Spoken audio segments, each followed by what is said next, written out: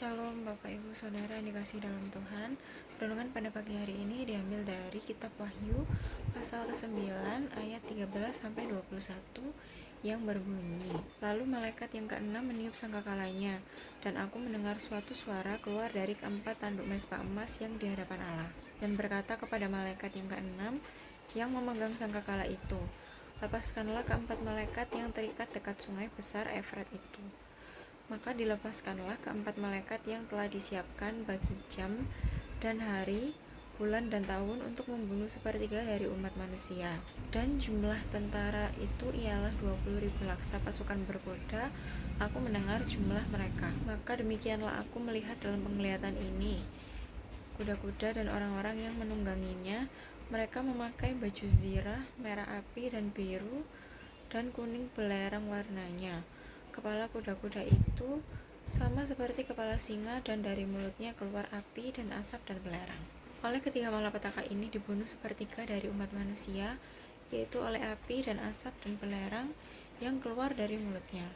Sebab kuasa kuda-kuda itu terdapat di dalam mulutnya. Sebab ekornya sama seperti ular, mereka berkepala, dan dengan kepala mereka itu mereka mendatangkan kerusakan.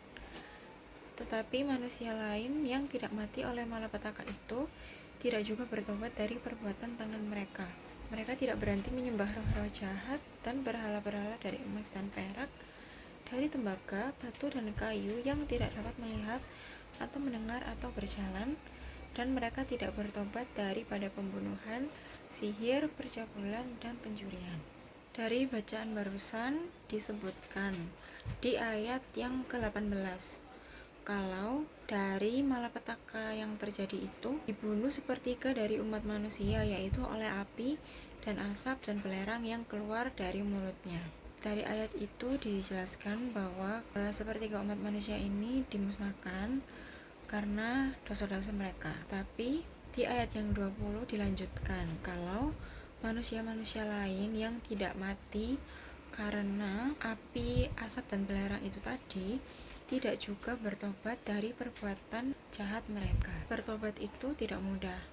Bahkan ketika ditiup sangkakala, orang-orang masih saja melakukan perbuatan jahat atau dosa. Mereka tidak berhenti menyembah roh-roh jahat dan berhala seperti emas, perak, dan tembaga, dan juga tidak bertobat dari pembunuhan, sihir, percabulan, dan pencurian. Hukuman dari peringatan ini itu seringkali menjengkelkan bagi kita. Contohnya kalau kita diperingatkan atau diingatkan oleh seseorang untuk tidak melakukan hal yang salah, terkadang itu manusia sering merasa jengkel, bahkan dendam kepada orang yang menasehati kita itu. Di masa kecil kita mungkin seringkali merasa disakiti. Lalu ketika beranjak dewasa kita merasa kalau diberi nasihat atau dikasih peringatan itu kita dipermalukan di depan orang lain. Namun tahu gak sih kalau yang dilakukan oleh orang yang selalu mengingatkan kita itu tidak bermaksud untuk menyakiti atau mempermalukan kita.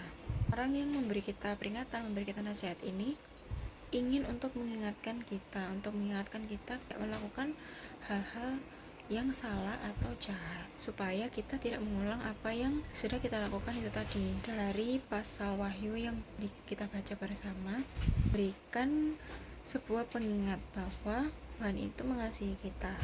Oleh karena itu, kita sebagai umatnya, jika memang melakukan dosa atau melakukan hal yang salah, yang tidak benar, dan ada yang mengingatkan atau memperingatkan, seperti kita diperingatkan melalui kitab Wahyu ini, kita harus mengakui dan bisa berlapang hati untuk mendengar kritikan atau peringatan itu, supaya dari kesalahan yang kita buat, kita bisa berubah untuk menjadi pribadi yang lebih baik lagi ke depannya. Marilah kita selalu mendengar ajaran-ajaran Tuhan, supaya kita hidup semakin taat dan setia kepada Tuhan. Sekian renungan pagi pada hari ini. Semoga apa yang kita renungkan, kita baca bisa menjadi rema di kehidupan kita sehari-hari. Terima kasih, Tuhan Yesus memberkati.